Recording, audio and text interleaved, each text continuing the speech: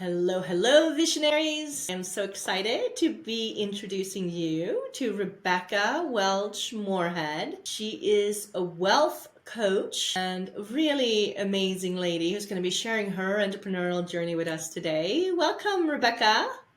Oh, thank you so much for having me, Madeline. Yeah, it's a pleasure to be diving in with you. Just thought we would just kick us off, and if you could just tell us a little bit about yourself and the journey that you've been on, and what made you take the jump into entrepreneurship. I feel like I was born to work for myself. At least believe that at some point I would. And so even as a pretty young kid, I knew that I wanted to own a business. I had plenty of ideas. It could be a coffee shop, a bookstore, a restaurant, a boutique, it could be anything, but I knew it would be something. And it was quite a while. Let me back up a little bit because there were some times when I was younger when I saw things that made me feel that maybe that wasn't possible for me.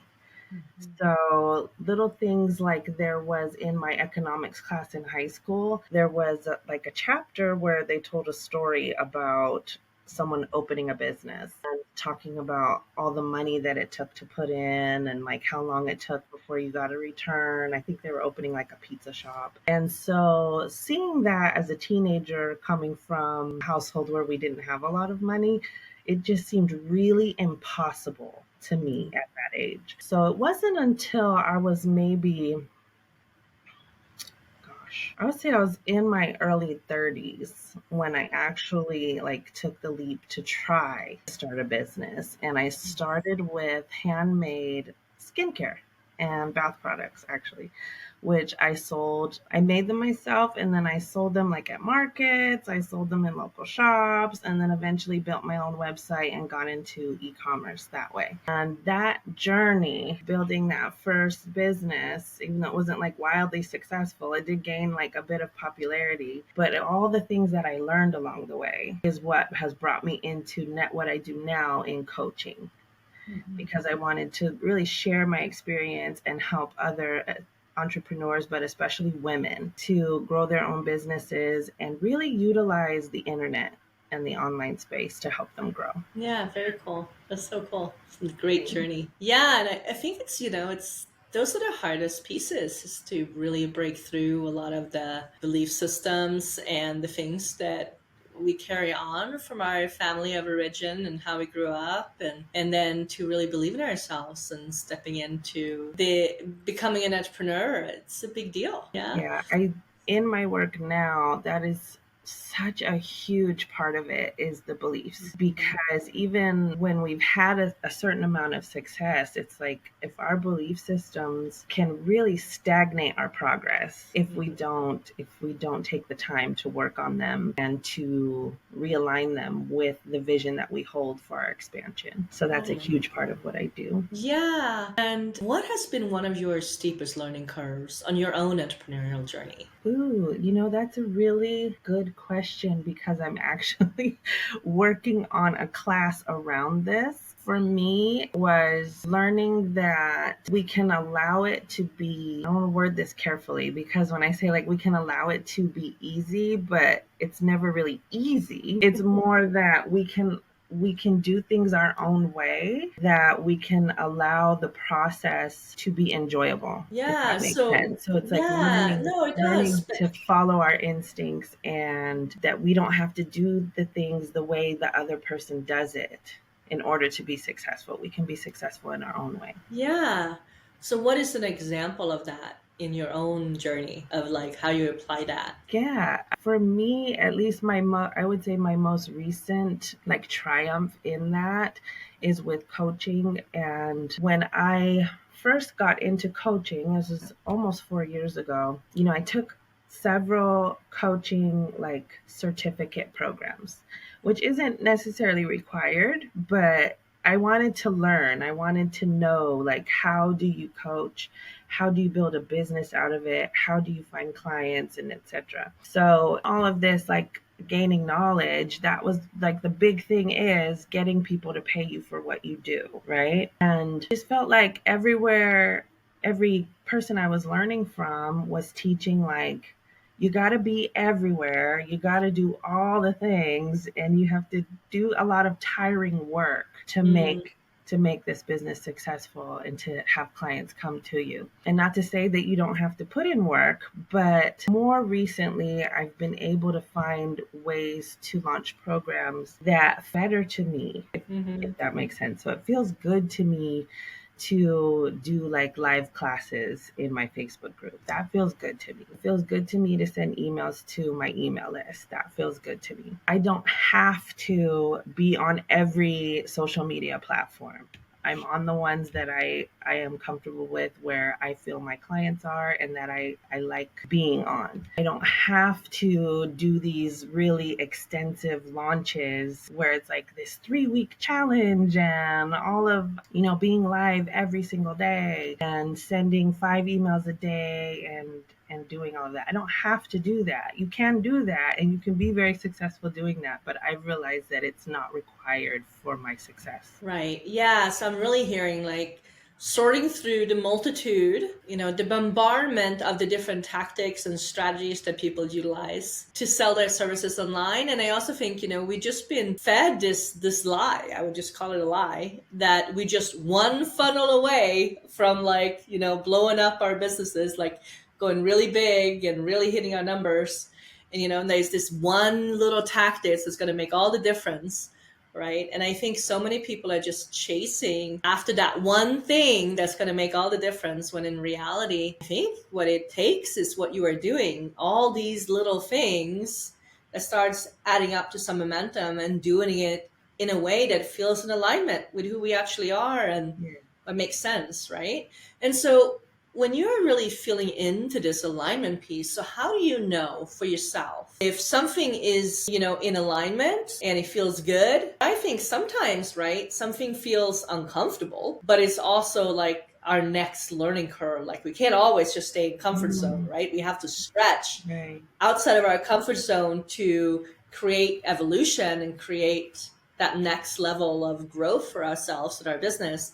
So how do you discern between that? Because I hear so many people saying, oh, it doesn't feel in alignment. And I think sometimes we use it as an upper limit belief where it Mm, stops us from really evolving and growing in areas that we need to grow in our businesses. So how do you discern which one is actually just choosing from a sense of alignment versus choosing from a sense of comfort zone? right. No, you make a really good point, because it would be really easy to avoid the uncomfortable, like growing steps, by just Mm-hmm. saying that doesn't feel aligned.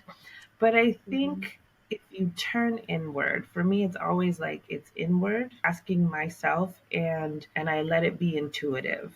Like I let myself feel it out. There has to be a certain level of courage to try things and to let them Mm-hmm. not work, right? So it's like, Right.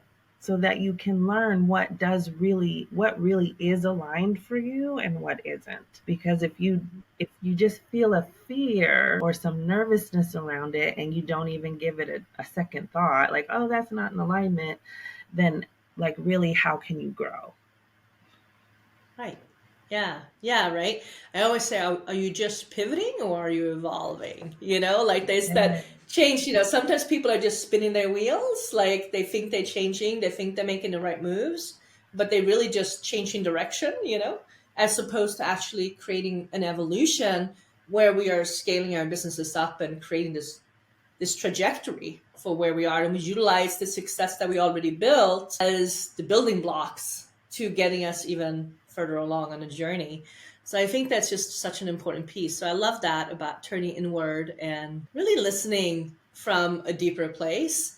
And I think this piece right here, I think for you as who are listening, is a really important touch point to tune into and really feel for yourself, to start discerning what is nervousness, what is a little bit of fear, what is this sense of discomfort for yourself, that because you're trying something new, something you may not be super comfortable doing for the first time, versus something that really doesn't feel in integrity, doesn't goes against your values, feel like it's not the right thing for right now. in your business? Because I think if we are starting out, we don't need to be on every social media platform, like you were saying. Like, I think in the beginning, if really in the dream up stage, just starting the business, it's fine to just be on one social media and start building a following and start gaining traction. And as you get into startup and scale up, you can start scaling up the messaging. We don't have to do it all at once. And really understanding where we are in the trajectory of our business journey can really help us to also choose and discern what makes sense for us to focus on right now. So I love that piece. I think it's super important. And how do you navigate any of the setbacks in your business that you experienced? I think the most important thing is to know that you will have setbacks. And so when they do come around, you're not completely thrown off course. Mm-hmm. Embrace them. I say embrace them. It's part of your journey. It's part of the learning that comes with Mm-hmm. having a business, especially like, I mean, life comes with setbacks in and of itself. But, and for me, I think one thing that's important is really just not letting that setback get in the way or stop you from moving forward. Yeah, yeah, I think that's so true. I always say, like if we can allow our feelings and our moods and our moment to moment experiences to not hijack the journey, right? If we don't allow it to completely hijack us, we have an opportunity to learn from it and continue moving forward. So, yeah, totally get that. And how have you had to up level your own mindset and perspective of how you see things in your business Wow. to really grow So your many business ways. ultimately? Yeah, I want to say like in every way imaginable. I've had to really expand my vision for what's possible. I've had to really do a lot of work on my mindset around money. And that was a huge one for me because I was a teenage mother. So I started working when my like 3 weeks after my son was born. I was 16. I was barely 16, and I have like really, it was like that was all I knew, right? Like I work, I make a certain dollar amount an hour, and I get a check every 2 weeks. So that's a really big shift when you start working for yourself or making income from a business and your sales. You have your sales and then you have your expenses and then you have what you pay yourself. And it's just a whole different schematic than when you're working in a job. And then also the ability to set your rates and your prices, like it's all up to you, whether you're selling something at a high ticket or a low ticket or product or service, like the sky's the limit, but you have to be able to, do the math to make a profit to where you're not just barely getting by, and it's just a whole nother world as opposed to having a job. Yeah, that's amazing. So did you start your business with your son young and at No, home? so I was probably by the time I started the skincare business, I think he was in high school. So it was Mhm. quite a while later. Yeah. Yeah, it makes sense. I mean, it makes perfect sense. Like, I'm not a Yeah. mom, but I just admire mothers so much. Like, that's all next level of just stretching yourself in so many ways to be able to show up for your kids and then to have a business on top of it. I think is almost impossible. So that makes so much sense. And so, what do you feel is the most important in actually creating success in business? Do you have a preference over mindset or strategy? Well, I don't want to say I have a preference of one over the other because I fully believe you need both. However, I will say Mhm. that for Yeah, me, I would say the same. mindset is like a higher percentage. I think you froze. So Let's not see to if you say come that there's back. a specific number, but I think for me, mindset was really big and strategy is like a smaller part of it, but they're both Oh. absolutely necessary. Yeah, so Rebecca, where can people find you if they want to get in touch with you and learn more about what it is that you do? So I have my website, which is RebekahWM.com. They can find out more about me there. On social media, I am very, very active on Facebook, and I do have a free private group on Facebook, the Inspiring Visionary Collective, where I do host a lot of live events. So on Facebook, You can just type my name, Rebecca Welch Moorehead. You should find me pretty easy there. And I am also on Instagram, Rebecca.wm. So That's awesome. Sweet. And what is your sage advice for somebody who's looking to scale past six figures? my sage advice would be, especially if you've been trying and haven't been able to do so, you feel like you're stuck, is to really take some time and look at your beliefs and your mindset around this. And why is it so difficult or such a struggle for you? One thing that I've noticed, especially like in personal development world, is that some people will work on a certain set of beliefs and feel like I've done that work and I'm done. When really it is a continuous process that you can go through your whole life over and over and over, Mhm. especially if you want growth and especially if you want expansion.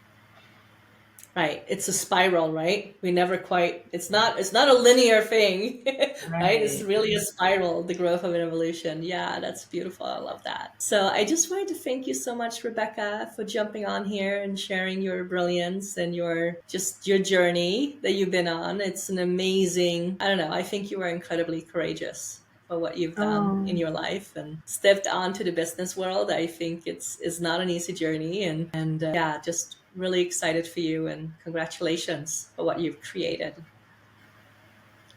thank you so much, Madeline. I'm just very happy you invited me to be here. It was really nice chatting with you today.